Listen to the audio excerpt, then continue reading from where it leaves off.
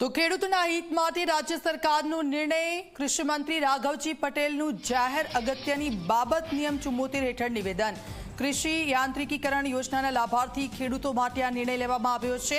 નવા જીએસટીના દરનો લાભ આપવા સમય મર્યાદા લંબાવાઈ છે। ટ્રેક્ટર સહિતના ખેત સાધનોની ખરીદીની સમય મર્યાદા વધી છે। નવા જીએસટી દરનો અમલ તારીખ 22 સપ્ટેમ્બરથી થવાનો હોવાથી ખરીદીની સમય મર્યાદા હવે નવા દરના અમલથી આગામી 30 દિવસ સુધી લંબાવી હોવાનું કૃષિ મંત્રીનું નિવેદન સામે આવ્યું છે।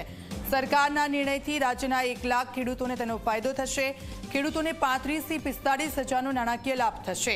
રાજ્ય સરકાર પહેલેથી જ 1 લાખ સબસિડી આપે છે। જીએસટી રિફોર્મ્સ થતાં ખેડૂતોને વધુ ફાયદો થશે। તો ખેડૂતોને 35 થી 45 હજારનો લાભ થશે। ખેડૂતોના હિત માટે રાજ્ય સરકારનો આ નિર્ણય છે। કૃષિ યાંત્રિકીકરણ યોજનાના લાભાર્થ માટે આ નિર્ણય લેવામાં આવ્યો છે। જીએસટીના નવા દરનો લાભ તે લોકોને મળશે ને તે લંબાવવામાં આવ્યો છે।